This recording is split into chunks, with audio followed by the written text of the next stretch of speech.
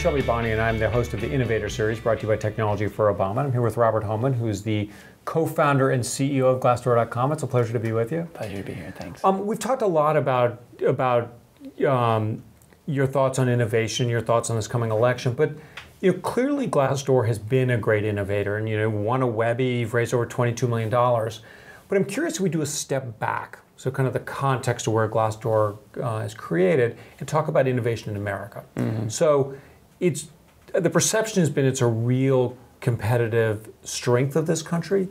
What advice would you give to business leaders and to politicians about what things they should be doing to make sure it continues to be a strength?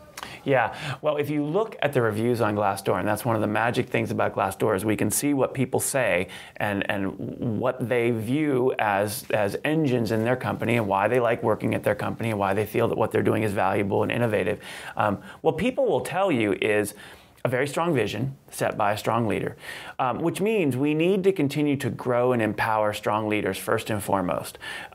That means an environment which has good education, an environment which rewards risk to a degree, and an environment that allows for rapid kind of trial and error, so that leaders can try something, move on to the next one. The next thing people will tell you that's critical to growing a company and innovating is communication. Fundamentally, one of the most, and conversely, one of the most frustrating things about working in a company that has poor communication is how deeply it slows down and affects everything.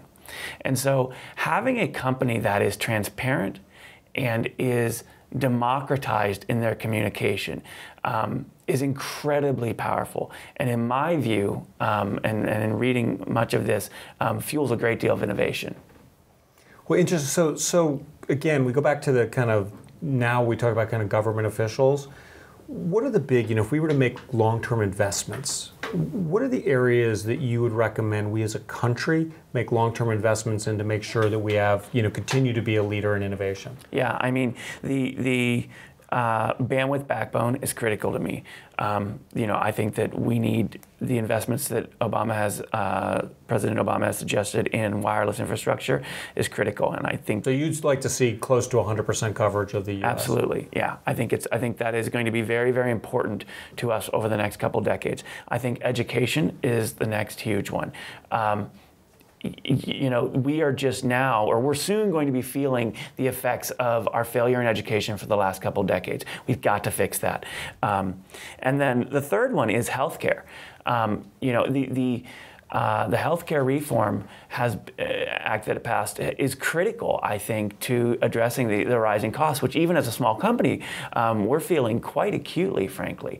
And I believe it has the potential to wipe out, much of the engine of innovation over the next couple decades if we don't stick to the past, the first step that we've taken with healthcare reform, and continue along that path. And as a good innovator, continue to iterate and be smart and learn as you go. It's critical. So, well, it's been a pleasure talking to you. I think it's really good advice. So, Robert, thank you, and we look forward to talking to you some more. Thank you.